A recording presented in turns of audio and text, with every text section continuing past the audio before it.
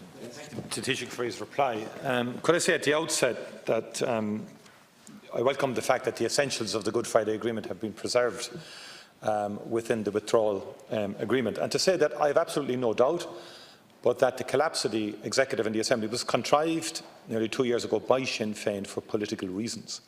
It has now emerged that it was allegedly over the Renewable Heat Initiative. We now know Sinn Féin was involved actually in trying to keep that extended as well.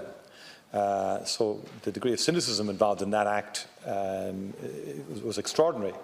And I don't accept the assertions by Deputy McDonald, I put this to the Taoiseach, that the absence of the Executive or the Assembly somehow is irrelevant to the Brexit, unfolding Brexit situation. I think that is an absurd assertion to make. And I've made those points in terms of the importance of the Assembly and the Executive in terms of allowing the anti-Brexit majority in Northern Ireland to have a parliamentary voice and a voice at the Executive, and of that, and also to improve the dynamic in relations, because Brexit has damaged relations between two communities in the north. It's polarised because of Brexit, and in my view, the absence of real politics. When a scandal hits a government, you don't collapse the government, you deal with the scandal. It is quite extraordinary that a renewable heat initiative scandal that has occasioned an inquiry caused the collapse of the entire edifice of government, the Executive and the Parliament. Quite extraordinary. Unparalleled, I think, in any European democracy.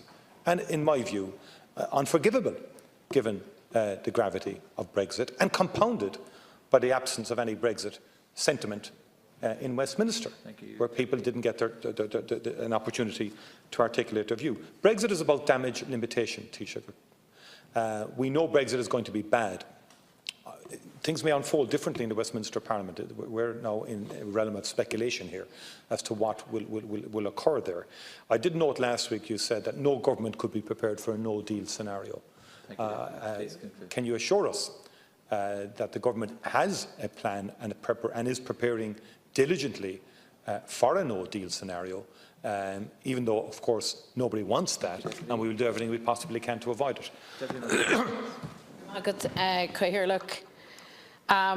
So when the inquiry reports back on the RHI scandal, it will record, I believe, the central role of the DUP, and at that stage you can make your assessment on an informed basis as regards Sinn Féin. What you're doing at this point is simply playing party politics, and it does make me wonder when you say that actually you wish to, in an even-handed manner, with rigorous impartiality, that's what both governments are committed to in the Good Friday Agreement, rigorous impartiality to ensure the restoration of the institutions of government, and then yet at every opportunity in a very partisan and partial way, you choose to attack Sinn Féin and to attack me. Now, that's your business, and that might be the party political acoustic of this chamber, but it's a far cry from adopting a posture of rigorous impartiality. I haven't said that the Executive, I haven't advanced any absurdities, Deputy Martin. I fully appreciate, because unlike your party or the Taoiseach's party, we actually represent people in the north of Ireland. We have a democratic mandate from them. We live and work within the communities in question. So I know full well the necessity and the value of good government and sustainable power sharing. But what I am also saying to you is, you are in cloud cuckoo land, my friend, if you think that there could be an agreed all-of-executive position on Brexit with the stance that is taken by the DUP, and you are even further in the realms of fantasy and wishful thinking. If you imagine for 1 second that Ireland, or any representatives from Ireland, will be the decisive factor in this Brexit, the shape of Brexit, or Scotland for that matter. That's simply not a real thing. The withdrawal agreement is, as I've said before, the worst or the best or the least worst outcome. What I want to ask you, Taoiseach, now in your bid to soothe unionist nerves, and I'd like you to reassure the Dáil that you will not give any succour to the position advanced by Arlene Foster that the backstop should be ditched. I'd like you to make that clear this afternoon. Taoiseach, please. Thanks very much. I think what I said in the Dáil yesterday, or perhaps what I said before, is that no government can be fully prepared for a no-deal Brexit. Not us, not the UK, not France, Netherlands, Belgium, or anywhere. But we will be as prepared as we can be, and that involves the hiring of revenue and customs officials, which is very much underway for our ports and airports. It involves the hiring of veterinary officials, and the Department of Agriculture is confident that they can do that. It requires some infrastructure, well, significant infrastructure, in fact, at Dublin Port, Dublin Airport and Rosslare, and those works are underway, and the OPW is leading out on those in conjunction with the port companies and the Dublin Airport Authority. And also the European Commission is working on its no-deal contingency plans, many of which have been published and notices have been issued with regard to what would be done in the case of citizens' rights, aviation and so on. But I don't believe a no-deal scenario is likely. I think this deal can be ratified and should be ratified, but it does have to include the backstop. There can be no doubt about that, and certainly that is the view of the European Union as well. Just in relation to soothing Eunice fears, I suppose I'm not trying to soothe, but I am trying to understand and listen. Even if you don't agree with somebody, understanding where they're coming from is a benefit, and listening as well is a benefit. And when I met with the Orange Order, the Grand Master of the Orange Order, Mervyn Gibson, yesterday I think it was, and perhaps the day before, and also some Orangemen from the border counties, one thing that the Grand Master said to me was that when I used the term precious union in this chamber last week, that was picked up in Northern Ireland and perhaps in the UK as me in some ways being snide or sarcastic. That was not my intention whatsoever. When I used the term precious union in this chamber, I did so quoting Arlene Foster, because she often refers to the precious union, and I quoted it in an attempt to demonstrate that I understand how precious the union is to Unionists, how important their British identity is to them. And I said it and quoted it in an attempt to demonstrate that I was listening and that I understood that Unionists regard the union to be precious. And I didn't mean it in any way to cause offence or to be sarcastic or snide. And I'm happy to clarify that. Deputy, sorry. Sorry, Deputy Martin. Sorry, yeah. I also too have a view that we won't get to a no-deal scenario, but there are many difficult hurdles between now and the 30th of March. And notwithstanding the fact that there may be a series of votes in Westminster, it could take a number of directions, and in terms of anything from a British general election to a referendum to a second vote or a series of votes that gave a different result. But that's the realm of speculation. I think it's extremely important that we be properly prepared. And to date, I would say the Dutch government, for example, have been further ahead than us. They've already hired 1,000 customs officers. And so there is a significant issue around our level of preparation across the board, from enterprise. The number of companies that are coming across in surveys as not being Brexit ready is a concern, be it board BIA surveys and other surveys themselves.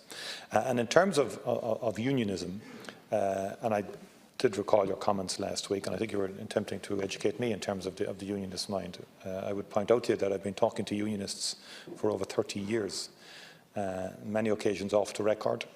In my capacity as Minister for Foreign Affairs, managed to co-chair the discussions that resulted in the devolution of justice, which was the final act of the St Andrews and Good Friday Agreement, which brought the administration of justice to a devolved setting in Northern Ireland. So I respect unionist opinion. I disagree fundamentally with them on their attitude to the withdrawal agreement, because I believe it does give Northern Ireland the best of both worlds economically. But it seems to me to have been a monumental failure on all sides, that we are in a situation where, when you consider all the huge decisions that were taken to get the Good Friday Agreement over the line, the huge issues like decommissioning, real issues, compared to the kind of issues we have now, that's preventing a government in Northern Ireland. It just bears, the issues bear no resemblance to the real issues of substance that had to be overcome to get to the Good Friday Agreement to get to the devolution in terms of justice and other things in the north. Thank you, Deputy Marshal. And it is a monumental, reflects a monumental favour. I don't live in Cloud Cuckoo Land. You know, I've given a lot of time and effort to Northern Ireland over many, many decades, trying to understand it, coming from a Republican background that I do. And I've worked well with unionism, as well as with people from the Nationalist and Republican community and public representatives on all sides. But I do think, irrespective of one's perspective, it is careless to the extreme to allow the institutions of government collapse because of a renewable heating scheme. Thank you, that just is beyond the beyond as far as I'm concerned.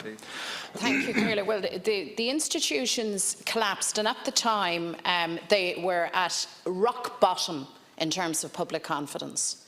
And they collapsed because of a perception of corruption and malpractice. That's what happened. Now, Deputy Martin might struggle with the notion that public opinion reacts adversely to corruption and bad practice, but that's how it happened. And nobody, if you care to go and listen very widely, people will tell you quite clearly that they were not having a situation where the DUP, who had never actually signed up to the Good Friday Agreement, weren't working power sharing. And you may say the big issues, decommissioning, policing, and by the way, many of the people who you frequently deride and are extremely snide and sarcastic about were instrumental in building with others that politics. But you see, for now, for a whole generation, certainly of nationalists, but beyond that, progressives in the north, they're not waiting for their rights. And if that upsets Micheál Martin or Leo Varadkar, well, Sinead, that's how it is. I accept, Taoiseach, that when you spoke of the precious union, that you weren't being snide or sarcastic. I'm happy to agree with you. And if it's any consolation to our unionist friends, the snide and sarcastic commentary in this chamber is directed towards nationalists, towards Sinn Féin, to Northern nationalists who don't see the world through the same prism as Fianna Fáil and Fine Gael, who have lived and who live a very, very different reality, and whose viewpoint, if I may say so, is not respected, and whose democratic mandate is consistently questioned by both of the parties of government, Fianna Fáil and Fine Gael. I want to say to you, Taoiseach, I in part agree with you in terms of preparation for a crash Brexit, because it's unknown and uncharted territory. I do accept that you have to, and I would urge you to be careful not to talk up the prospect of a crash or a no deal. I don't think that's in anyone's interest, and you shouldn't rise to that bait. But I want to say for the record, as I have said to Mrs May as recently as last evening, in the event of a crash, if unionism thinks that this is the thing to save their precious union, harden the border and the matter resolved, they're very, very foolish. Thank you, because there cannot be a hard border on our island. I think we are all ad idem in that, and whilst we respectfully listen and understand, it has to be understood that the interests of the whole island will be protected by all of us, but particularly by you, Taoiseach, as head of government. Thank you. Taoiseach. The interests of the whole island will be protected, and I'm sincere about that, and I mean that. No matter what happens, we will look at this from an all-island perspective and not just from the vantage of this state. I just wanted to recognise and largely concur with some of the remarks by Deputy Martin a little bit earlier. When we think about the architects of the Good Friday Agreement, many from his own party, people like Bertie Ahern and others, Tony Blair, John Hume, David Trimble, Jerry Adams, many others as well. When you think of the enormous obstacles that they overcame, securing a ceasefire, securing British troop withdrawals from Northern Ireland, securing decommissioning, gaining acceptance for power sharing across Northern Ireland. A lot of people didn't believe in that at one stage. Gaining acceptance of the principle of consent. They overcame 20 years ago such enormous obstacles that at the time must have seemed too great to overcome, and they were overcome. And that's why it behoves us, those of us who are now in office, me, Prime Minister May, people of old influence in Northern Ireland and here, not to be found wanting, not to fall short of that very high standard set by those people 20 years ago.